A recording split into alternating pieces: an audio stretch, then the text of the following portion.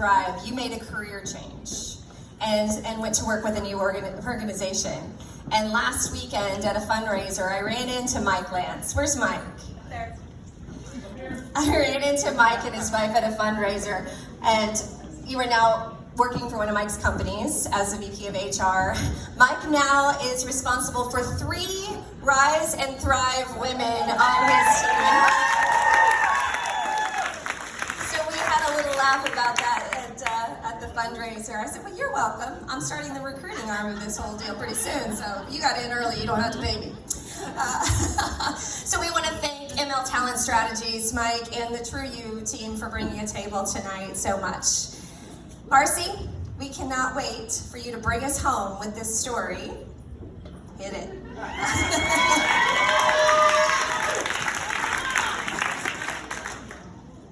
I love watching Wipeout.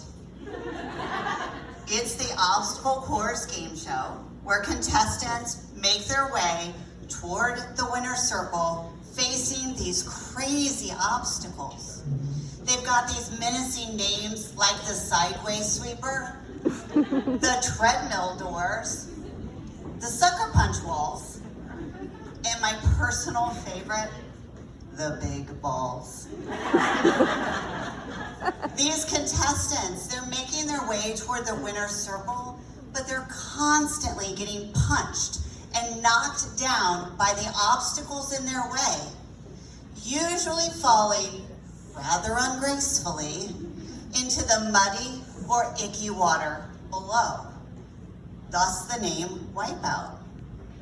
The only other contestants or characters on that show are these sideline announcers. At best, they're just reporters who laugh at the contestants. Their commentary, along with their laughter, is what makes you laugh.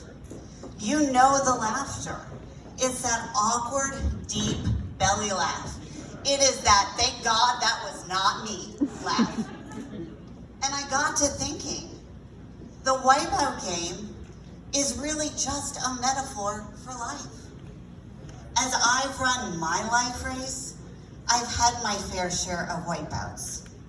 But Wipeout Real Life Edition is not funny. It is painful, it is ugly, and it is full of shame and embarrassment as we replay the reel over and over. And the announcer, you know her. She's that voice in your head who's telling you, you are not good enough. And no matter how much you think you can duck and cover to avoid the obstacle, at some point you misstep. And every misstep is a mistake. And every mistake is a wipeout. And every wipeout is the announcer's opportunity to tell you, you were never good enough. So I grew up wearing Kmart clothes. If I got to order something from the JCPenney catalog, it was a really, really big deal and big catalog. But then I started school, right? And I looked at everyone around me and I realized the blue light special is really not that special. And it was then that the voice began to talk to me. So in my teen years, my announcer, she's maturing along with my body. My parents had moved us 3 times to 3 different states. I tried to anticipate every obstacle. I saved my money to have the Guess jeans. I wore the limited sweaters and the Keds. I was on a constant diet of Accutrim pills, and I smoked Marlboro Light 100s. Usually, at the same time, I was using a can of Aquanet hairspray. But none of that mattered. It was punch, it was boom, it was oof. It was just wipeout after wipeout. You are not pretty enough, the announcer said to me. You are not thin enough, The announcer said to me. "You will never be cool enough," the announcer said. So fast forward to my 40s. It might be a new decade, but it's the same game. I am failing in life, but my announcer, she is winning awards for reporting on my wipeout. I'm in a second failed marriage. I got kids doing kids stuff. I got a crumbling career, 0 friends. But my announcer, she is living her best life. And she is laughing at me. That bitch laughed at me. She told me she was not surprised, and she told me to quit. So I remember this moment vividly. I'm laying on the bathroom floor. I am wrapped only in a towel, and my Bible is stretched out in front of me. My announcer, she says to me, "You have wasted every opportunity you had ever been given." She said, "Karma is a bitch." And she told me I deserved this. I was laying there, quite frankly, naked and afraid. And I wanted it all to end. But what I realized and what I thought was my ending, it's actually where my story begins. We spend so much time with that announcer. I had given her full authority over my life.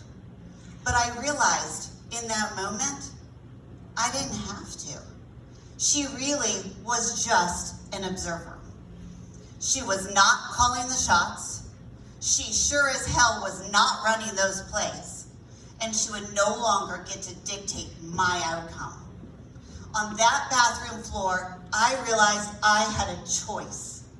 And I could choose to listen to a better voice, the voice of an inner coach. So I want to replay that reel one more time. Okay, here we are. You know that game. It's that middle-aged reel. It's that failed second marriage. Whoop, whoop, whoop. It's crumbling career. Kids doing kids crap. I love you. And 0 friends. But this time, we see an inspiring, a motivating, and an encouraging coach enter the scene. And with her in my head, I begin to realize that I am more than enough. And in that moment, I realize I have a choice, and I choose to not be defined by my mistakes. I choose to be refined by my mistakes. So I will tell you, I left that marriage with my head held high and free from shame. God gave me Jason. Mr. Anderson, you love me uncontrollably. You know what I mean, unconditionally and uncontrollably. I have never felt so supported, and my children love you. Yes, we do. As for kids, they're still doing kids stuff because it's what they do. Together we have 5 children. We pray to God every day that they choose to listen to the voice of an inner coach and not that nasty sideline reporter. Now my career, you've already heard, baby, it is out of the proverbial penalty box. I changed my company. I am in a role that is best suited to my gifts and talents. Thank you, Rebecca. I am so proud of what I do, and I 100% do it unapologetically.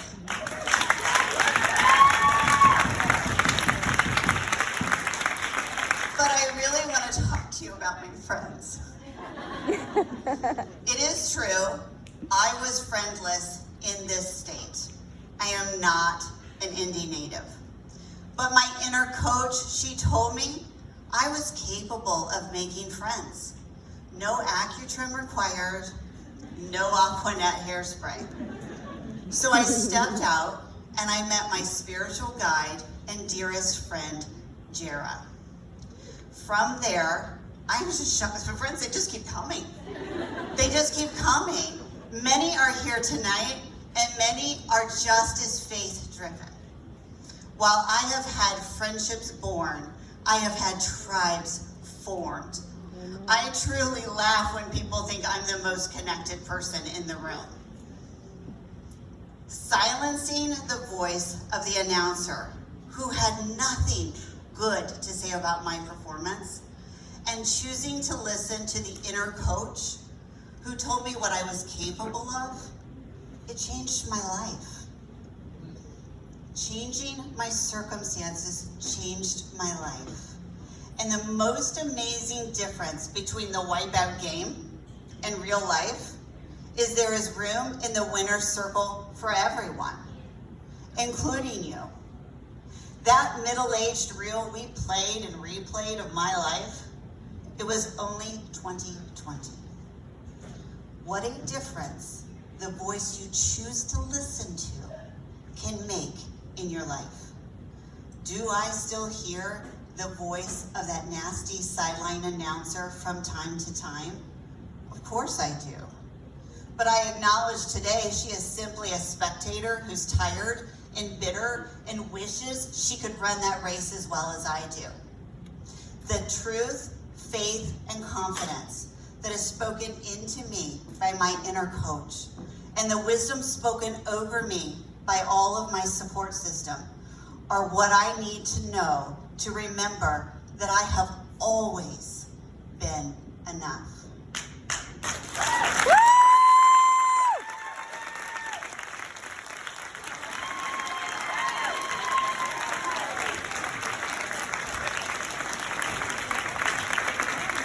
The energy that Marcy brings to our meetings is one of my favorite things. You never know what kind of story this girl's going to show up with, and I love them all. Thank you for being who you are. I appreciate it so much. Another hand for Marcy.